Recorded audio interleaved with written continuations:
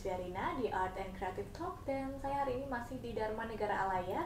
Tentunya saya tidak sendiri ya, Sobat Kreatif. Seperti biasa, saya akan didampingi oleh narasumber yang luar biasa menginspirasi. Nah, kali ini saya didampingi oleh sosok anak muda yang sudah terjun di dunia desain dan tentunya punya karakteristik khusus nih ya, yang tidak asing dengan karya-karyanya atau kerap disapa Mones. Nah, nama lengkapnya adalah Ide Bagus Ratu Antoni Putra SSNMSN. Halo, Kak Halo. Mones. Om Swastiastu. Om Swastiastu. Selamat datang di Dharma Negara Alaya. Ya, terima kasih. Gimana kesannya nih? Datang ke sini? Jarang keluar sebenarnya. Jadi ini pertama kali interview di masa pandemi sebenarnya, secara offline. Sebelumnya kan online aja. Ya, nah, kita menerapkan protokol kesehatan kita ya. protokol kesehatan. Betul-betul jaga jarak dan tentunya tadi sudah pakai hand sanitizer. Kak Mones, gimana kabar nih hari ini dan hari-hari sebelumnya selama pandemi, apa saja yang dilakukan? Di awal-awal pandemi kita juga saya ada studio ya, studio desain. Jadi di awal pandemi kita juga merasakan banget gimana semua serba panik gitu kan. Klien-klien project banyak yang dipospon, bahkan di awal Maret, April sampai Mei itu kita tidak ada project sama sekali. Tapi itu juga memberikan kita peluang, maksudnya kita mencoba melihat sesuatu yang berbeda dari yang biasanya kita lakukan, berusaha mencari peluang-peluang baru, berusaha melihat kembali apa yang sudah kita lakukan selama ini di studio. Intinya kita seperti rehat sejenak, melihat lagi apa yang perlu ditambahkan, apa yang perlu dikurangi. Dan karena sebelum pandemi itu kan kita termasuk sibuk banget ya.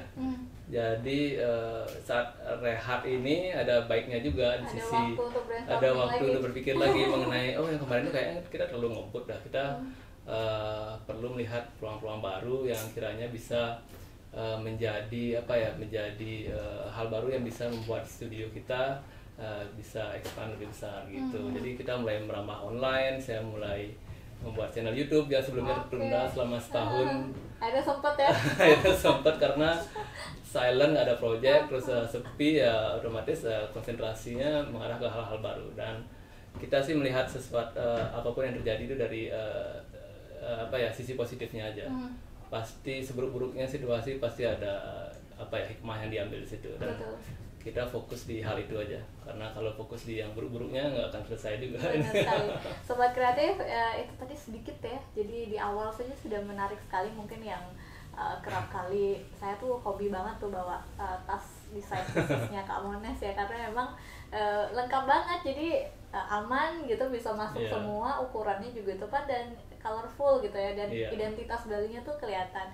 Nah, bicara mengenai desain nih Kak Mones, ini sudah sejak kapan terjun di dunia desain atau memang awalnya seperti apa? Bisa ceritakan? Kalau saya suka gambar tuh memang dari kecil ya, ya sama seperti anak umumnya kan suka coret-coret. Lalu tahun 2000 itu saya memilih jurusan desain komunikasi visual. Dulunya itu di Udayana sebelum akhirnya desain grafis namanya. Desain grafis itu tahun 2000 masuk, terus tahun 2003 itu mereka merger ke ISI. Ya kami ikut pindah ke situ. Artinya kami masuk Udayana, tamatan ISI Denpasar. Nah, S1 S2 saya di ISI Denpasar, dan sebelumnya tidak menjurus ke ilustrasi. Kalau di desain itu kan kita mempelajari fotografi, gambar juga desain dan memang pada akhirnya yang tamatan desain itu pasti akan menjurus di satu bidang yang mereka paling suka. Dan saya akhirnya menjurus ke ilustrasi sampai sekarang. Tapi fokusnya mengerjakan proyek-proyek ilustrasi itu dari tahun 2006. Jadi sekitar 14 tahun. 14 tahun sudah sudah secara profesional memutuskan untuk terjun di ilustrasi. Apa yang membedakan sehingga seorang Mones ini memutuskan untuk udah deh saya fokus di ilustrasi, sementara banyak sekali yang fokus di fotografi dan lain-lain? Di ilustrasi itu saya memilih itu karena saya pikir sesuatu yang membuat saya tidak berhenti berkreasi. Itu adalah pilihan saya gitu. Terbebas berekspresi juga? Iya, itu juga. Karena gini, di ilustrasi pun juga banyak macamnya ya. Ilustrasi ada yang bergerak di ilustrasi realis, ada yang di painting, macam-macam itu. Di ilustrasi juga ada yang bergerak di ilustrasi animasi, ada yang di ilustrasi yang bebas seperti saya, ada yang kartun, itu kan macam-macam. Nah, menariknya dulu tuh sebenarnya saya tidak percaya diri terhadap kemampuan gambar, karena punya persepsi yang termasuk persepsi yang salah dulu ya. Oke, ini menarik nih sobat kreatif, seorang Mones nih, Kak Mones Nggak ya, pede itu dulu. pernah nggak pede. Jadi buat Iya. kalian nih harus dengerin ini, simak baik-baik. Kenapa nggak pede? Dulu punya persepsi bahwa gambar yang baik itu adalah gambar yang proporsional. Oke. Gambar yang ya, tidak baik oke. itu adalah gambar yang tidak proporsional. Hmm. Jadi gambar saya waktu itu saya pikir adalah gambar yang kurang baik karena saya tidak bisa menggambar terutama tangan, jari-jari, terus postur tubuh. Saya tidak bisa bikin cewek yang cakep atau cowok yang ganteng gitu. Jadi pernah pernah down juga waktu itu. Tapi akhirnya dulu saya kerja di majalah Bob. Sempat di Kalau Bob boleh tahu ya, pasti generasi sebelum saya pasti banyak yang tahu Iya, Bob. familiar. Dan di situ saya mendapat kepercayaan diri oleh Bapak Jenggo, mengatakan bahwa gambarmu oke dan unik gambarnya. Saya bilang waktu itu, wah enggak ah, saya nggak bisa seperti teman-teman di dalam maksudnya dalam kantor kan kartunis semua. Beliau bilang bahwa nggak usah ikut yang di dalam, kalau kamu punya sesuatu yang beda ya udah itu aja tunjukkan. Justru itu jadi peluang. Justru dan itu ruang baru. menjadi diferensiasi kita ternyata gitu kan, karena ternyata konsep yang saat semua orang melakukan hal yang sama, kita juga harus melakukan hal yang beda. Iya, kalau enggak ya kita akan sama seperti yang lain. Iya. Kalau di dunia industri ilustrasi itu saat semua orang melakukan hal yang sama, orang menginginkan kita itu hanya dengan satu alasan, karena kita paling murah. Yes, I see. Sobat kreatif, ini menarik ya. Jadi ketika ini sering sekali kita bicarakan bahwa di dalam dunia kreatif itu semakin kamu menjadi beda, maka kamu semakin mahal. Karena Betul. justru ini yang Ya, membuat kamu orang yang melakukan hal itu. iya sendiri kan. Iya. Jadi itu yang kemudian membuat semua orang juga bebas berekspresi ya. Jadi ketika kita sama, toh juga orang ya udah sama aja dengan Iya, yang akhirnya lain. yang ada adalah persaingan harga. Iya, persaingan harga, betul. Menarik kamu. Nah, sebelum kemudian secara profesional nih ya, oke nih, saya yakin nih gambar saya bisa dibeli sekian gitu. Ada nggak sih awal-awal itu kan biasanya orang ketika ditanya ini berapa nih, bingung menentukan rate. Ada nggak pernah di fase itu? Itu pasti ya, pasti apalagi yang namanya fresh graduate misalkan dulu ya. Kita masih nggak percaya diri terhadap orang mau nggak bayar ini, terus kita belum punya portfolio. Itu pasti dialami dan pada ujung-ujungnya nanti setelah portfolio terbangun, mulai ngebangun branding, portfolio di online maupun offline, terbangun koneksi karena ada apa namanya, kita nggak cuma bergaul di online aja, kita juga bisa sebelum pandemi ya kita berkumpul nggak cuma di komunitas seni aja, kita juga di komunitas-komunitas lain sehingga semakin banyak orang tahu akan apa yang kita punya, yaitu skill desain kita. Jadi itu memang butuh waktu itu, tapi memang makin lama tuh kita makin bisa menghargai value kita, gitu. Dan semakin kesini ya setelah 14 tahun itu satu hal yang saya pelajari sekali adalah bahwa skill aja ternyata nggak cukup. Jadi kemampuan desain aja nggak cukup untuk bertarung di industri ini. Kamu harus tahu bagaimana pricing, kontrak, time management, lalu membangun tim, dan profesionalitas lainnya. Profesional ya, koneksi juga sangat penting gitu. Jadi itu dia ternyata kalau di kampus itu kan kita lebih banyak diajarkan tentang how to create, sedangkan kita sangat jarang atau belum pernah diajarkan how to manage. Padahal itu sangat penting. Kamu boleh sangat kreatif tapi kalau di manajemen dengan buruk itu sama aja, agak percuma itu. Dan ini penting sekali loh, kadang-kadang seniman itu khususnya orang-orang yang bergerak di bidang gambar, ilustrasi, seni gitu kan, itu jarang sekali yang public speakingnya tuh bagus ya. Justru ini penting ya, karena kamu juga ketika punya punya karya gitu, ketika tidak bisa menjelaskan arti atau maknanya juga itu akan justru mengurangi maknanya ya. Iya, betul. Menurut kakak sendiri terkait dengan hal itu seperti apa? Iya, public speaking emang penting, tapi menurut saya tidak sesuatu yang harus dimiliki juga, karena itu menunjang. Sangat menunjang.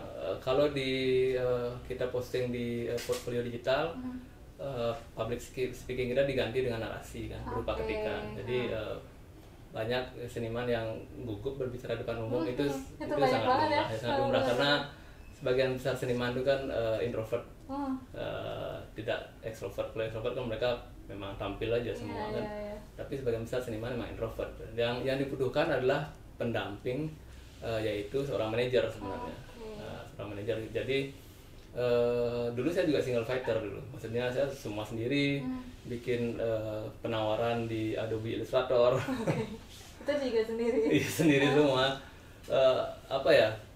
Desain sendiri, dealing sendiri, nagih ke klien sendiri. Itu tapi itu harus dilalui karena apa ya, kita harus mengetahui semuanya dengan melakukan sendiri dulu. Sampai akhirnya tahu apa yang dibutuhkan.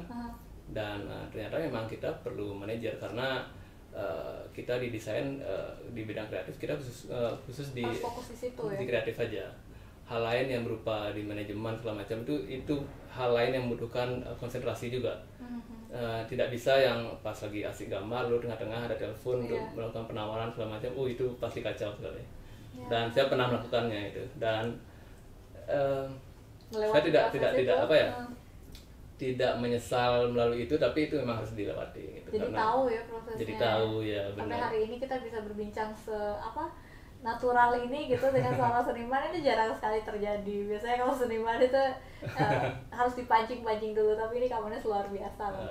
Kita apresiasi. Nah, ini banyak sekali nih portofolionya, banyak banget karya-karya yang sudah kerjasama dengan brand-brand besar di Indonesia bahkan dunia. Ini memang apa ya, dicari atau justru kayak tadi nih ada orang khusus nih yang khusus memarketkan dan akhirnya deal? Yang brand-brand yang selama ini kita kerjasama memang mereka yang mencari. Mereka mencari untung apa ya, saya dan tim juga cukup beruntung karena kita memang mulainya, salah satu yang mendukung kita adalah kita mulainya memang di saat sosial media belum sangat merembak, sehingga kita bisa maju lebih awal. Di samping itu juga perlunya memanfaatkan sosial media tidak cuma untuk stalking aja, tidak hanya untuk menampilkan portfolio aja, tapi juga ngobrol dengan orang-orang yang bergerak di bidang itu. Saya banyak ngobrol dengan orang-orang yang bekerja di developer apps, karena saya bekerja di iPad gitu, di tablet. Jadi saya sering komplain mengenai, saya pakai ini kayaknya punyamu ini kurang bagus di bagian ininya, harusnya kamu kayak gini gitu. Cukup cerewet saya di Twitter khususnya. Jadi menurut mereka itu orang yang cerewet itu adalah orang yang bisa melihat hal yang mereka nggak bisa lihat gitu.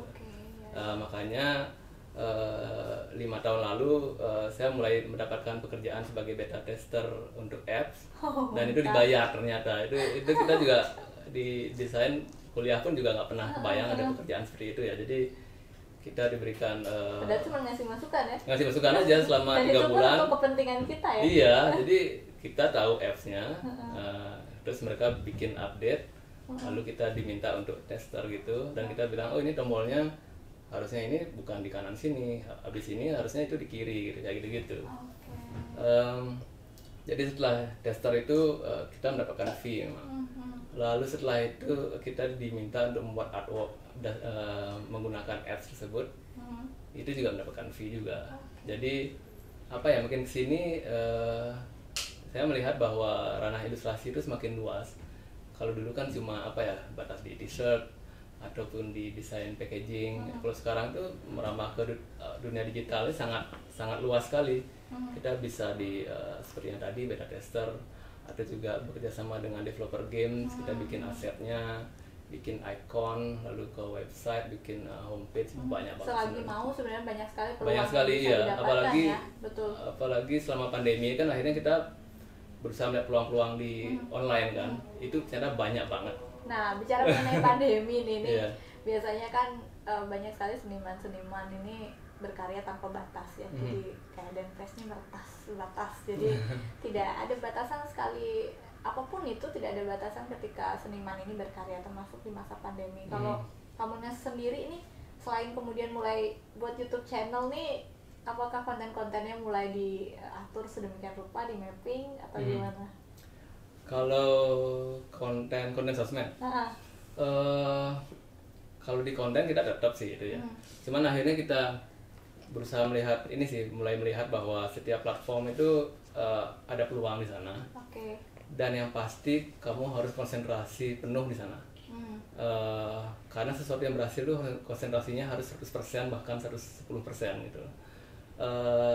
Saya mengalami memecah konsentrasi saya di antara di Monash Illustrator dengan di produk di Monstero.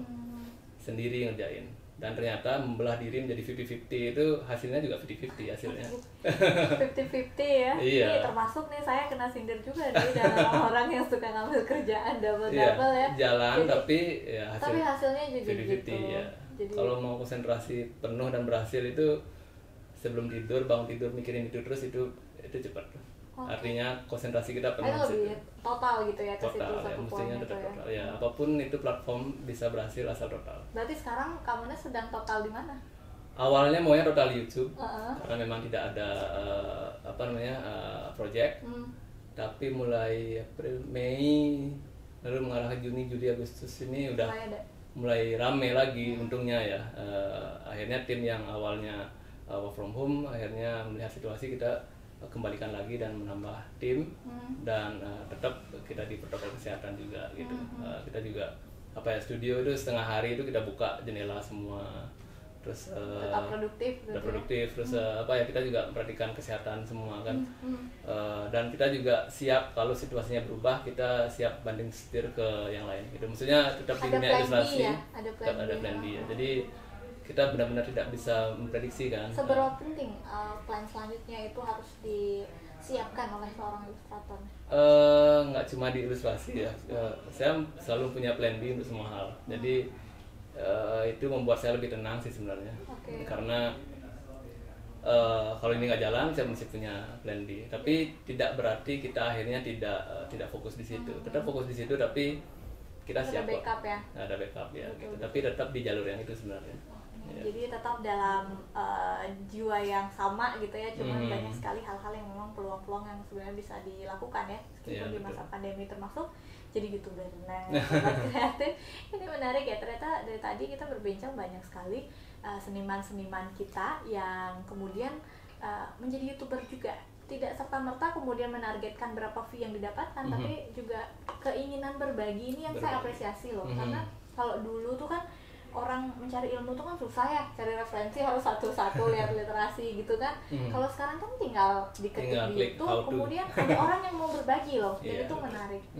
Apakah kamu tidak takut saya berbagi justru saya kehilangan kehilangan rahasia yang harusnya nggak ditawarin publik atau gimana nih? Enggak. Itu juga masih banyak teman-teman yang juga berpikir yang sama ya. Ngapain ngajak orang masuk ke studio jadi bagian tim, nanti ketahuan ininya rahasia gitu. Padahal bagi saya itu apa yang saya dapat ini harus saya share. Pertama, ilmu nggak saya bawa mati gitu. Yang kedua, saya juga mendapatkan ilmu juga dari internet juga. Jadi saya pikir saya juga mendapatkan sesuatu dari internet, saya juga akan memberikan juga apa yang saya punya. Dan masalah skill, teknik segala macam itu bisa ditiru oleh semua orang, dan yang nggak bisa ditiru itu adalah pola pikir. Kalau di dunia ilustrasi atau kreatif itu bagaimana orang berpikir kreatifnya itu nggak bisa ditiru.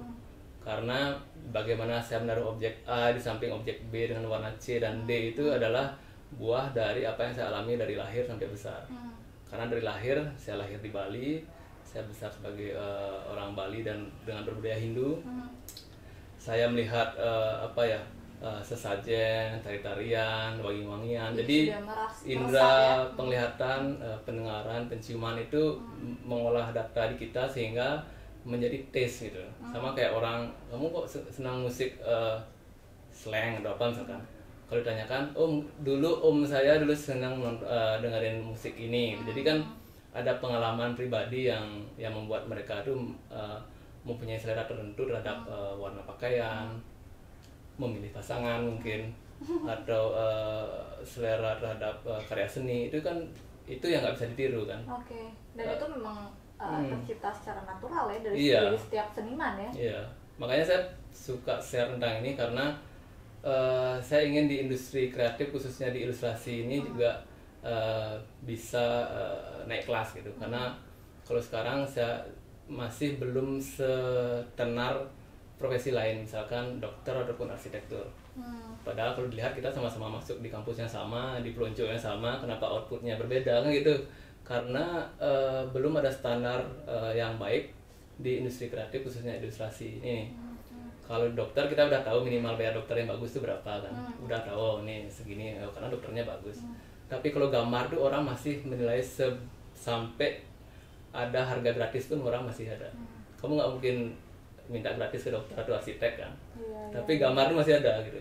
Meskipun juga yang dijual mahal pun banyak ya. Jual mahal juga banyak gitu. Jadi maksud saya kalau saya bisa sharing mengenai knowledge yang saya punya itu mengenai manajemen, kontrak segala macam, sehingga orang tuh tahu bagaimana menghargai skillnya, value-nya, sehingga mereka bisa menghargai itu. Dan kalau yang lain ngangkat, saya juga ikut terangkat gitu. Standarnya ada, di kita pun di studio juga ikut terbantu. Seberapa penting personal branding ini untuk seorang Kamones nih? Karena kan biasanya, oh ini karya siapa? Ada namanya, jadi akhirnya terangkat. Tapi ketika karyanya bagus juga, tapi belum punya nama di bidang itu juga akan susah naik. Menurut kakak? Personal branding itu penting, apalagi sekarang di dunia sosial media. Dan di dunia kreatif ini kan, kalau dulu gampang sekali membedakan mana yang desainer yang punya skill bagus, mana yang enggak. Dimulai dari yang mana punya komputer, yang mana nggak punya komputer gitu. Dulu kan nggak semua orang punya laptop gitu kan. Sekarang semua orang punya tool yang sama, semua orang bisa belajar dari source yang sama, dari internet segala macam. Nah sekarang bagaimana caranya membuat kita berbeda dari yang lain. Nah itu personal branding itu penting. Itu sama dengan analogikanya gini, saat ada sekumpulan anak kecil nih, upacara bendera Senin, semua pakai baju putih merah. Kalau satu orang pakai baju pramuka itu kita pasti akan datang, gurunya datang, ini kenapa pakai baju pramuka, nanya kan gitu. Itu juga terjadi di sosial media sebenarnya. Kalau kita tuh sama yang lain, kita tuh nggak akan kelihatan. Tapi kalau kita punya sesuatu yang menonjol, orang akan datang gitu. Dan di saya itu personal branding saya kan gambar monster ya. Iya benar-benar. Orang datang ke saya nggak minta gambar monster, orang minta gambar mural bunga-bunga. jadi kan pertama harus menarik perhatian dulu kan. Ya itu kalau kita di desain packaging, kita tuh harus membuat desain kemasan itu berbeda dari yang lain. Karena kalau di supermarket tuh orang tidak seperti di pasar ya, coba buah ini rasakan, kalau enak kita beli kan. Kalau di supermarket itu orang merasakan dari visual. Visual packaging menarik, terangkat dulu, beli dulu, nanti coba dulu. Kalau dia oke, dia akan beli. Produk yang enak itu kalau packagingnya nggak menarik itu orang nggak ngambil gitu ya. Jangankan mencoba, mengambil pun, melihat pun nggak gitu. Jadi packaging itu menjadi suatu hal yang penting sekali ya. Ketika produknya juga kualitasnya bagus, berarti juga harus disertai dengan packaging yang juga baik. Nah, bicara mengenai produk nih, ini Kamones nih punya brand bernama Monstero. Monstero ya. Ini boleh cerita sedikit nggak sih sampai akhirnya punya brand ini tuh gimana? Saya kan di ilustrasi itu saya punya personal project dan punya project untuk klien gitu kan. Kita di desain memang menyadari bahwa kita tidak bisa mengenalkan 100% egoisme kita di industri ini. Betul. Karena namanya juga desain komunikasi visual itu ada komunikasi. Betul. Klien ingin apa, saya punya apa, tujuannya apa, mari kita buat sesuatu yang bisa mencapai tujuan bersama. Nah, yang personal project ini adalah ego saya. Nah, ego ini saya punya banyak ini ya, karya-karya yang personal itu. Ini harus saya olah juga menjadi sesuatu, dan saya memilih untuk menjadikan produk. Nah, produk yang pertama itu yang saya buat adalah t-shirt, tote bag, kerjasama dengan provider juga. Dengan toko handphone membuat casing, membuat power bank. Jadi ke produk ini, karena di Monstero inilah produk, di Mones Illustrator ini adalah tanda kutip di jasa gitu kan. Jadi Monstero ini adalah bagaimana saya menciptakan sesuatu yang orang bisa memiliki karya saya ya melalui produk ini. Gitu. Iya, jadi langsung nih sekali dayung dua pulau. Iya. Ya, ini menarik Kamones. Berarti sekarang nih produknya ini di manage khusus oleh orang lain atau ada tim khusus lagi? Sebelum pandemi ada orang yang khusus untuk itu. Tapi kita lagi mengerucutkan tim di sini. dan kita masih fokus di apa namanya di ilustrasi ini. Dan di Monstero ini sedang saya susun lagi sehingga di tim ilustrasi ini sudah bisa autopilot. Lalu saya sendiri akan beralih ke Monstero dan bangun tim di situ. Jadi, karena seperti yang saya bilang tadi nggak bisa 50-50, hasilnya juga akan 50-50 gitu. Harus 100% ya. Harus 100%. Jadi jangan 99,9% jadi kurang ya, jadi harus 100%, apalagi 110 katanya tadi. Iya, harus gitu. Iya. Kak Mones sudah kerap kali kerjasama dengan pemerintah Kota Denpasar, bahkan beberapa event internasional goodie bag-nya tuh dari kakak ya. Iya. Itu memang ada tawaran langsung dari pemerintah kah, atau memang channel itu juga suatu hal yang penting ya, bagian dari itu bisa dibocorin sedikit nih? Kalau kemarin kan kita sempat bikin yang untuk merchandise pertemuan wali kota seluruh dunia kalau nggak salah ya, sama kalau nggak salah ada acara kesenian juga ke luar negeri.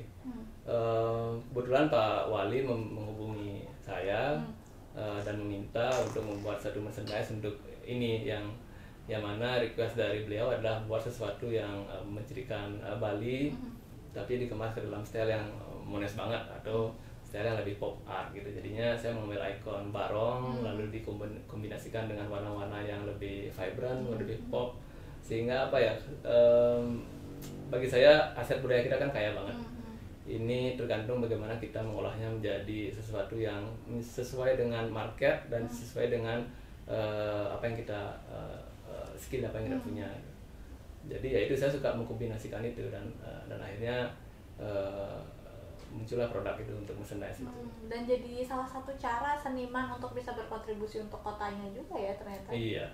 Itu yang menarik Sobat Kreatif. Jadi ketika kamu punya sebuah karya itu diakui gitu oleh pemerintah dan apalagi disebarluaskan begitu, itu salah satu kontribusi pemuda masa kini gitu katanya kalau hari ini ya.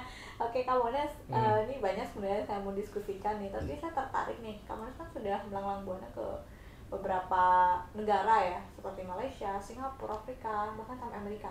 Itu karyanya saja. Itu karyanya. Nah ini menarik nih. Ini berarti karyanya sudah sampai di situ. Karyanya ya. Oke. Saya mengontrol dari rumah. Berarti karena sudah sejauh itu ya. Itu tahun berapa sudah mulai merambah ke dunia internasional? Itu kalau nggak salah 2017 kalau nggak salah ya. 2007 sorry. Oke, 2007 ya. Ada beberapa pameran yang memang sendiri-sendiri, maksudnya satu pameran yang di Malaysia saja, satu pameran yang di Singapura aja, atau di Jakarta saja. Tapi ada beberapa pameran yang estafet. Di tahun 2007 itu ada satu brand surfing, itu mereka berkolaborasi dengan beberapa artis di negara-negara yang tersebut dan melaksanakan pameran estafet mulai dari Australia lalu ke Bali, Jakarta, Singapura, Jepang, Afrika, Eropa sampai terakhir di Amerika. Nah, uniknya waktu itu belum zamannya Instagram ya. Jadi kita itu melihat dan mengontrol karya kita itu melalui blog mereka. Setiap mereka pindah negara, mereka bikin video, bikin nulis blog di situ, newsnya di situ, ya kita lihat di situ karyanya. Ya. Ada kenikmatan tersendiri nggak sih? Penasaran sih, harusnya saya ada di situ juga. Semoga ya. Ya semoga. Habis corona ini bisa semoga lekas normal. Bisa normal dan bisa jalan-jalan sama keluarga. Kamunya sebenarnya masih banyak banget loh yang ingin saya tanyakan, cuman ini karena waktu ya kita nggak terasa udah hampir 30 menit. Kamunya mungkin bisa menyampaikan motivasi kepada sobat kreatif di rumah, bagaimana mereka harus tetap berkarya di masa pandemi ini, dan sedikit harapan nih dari seorang seniman ke depan. Iya, kalau saya di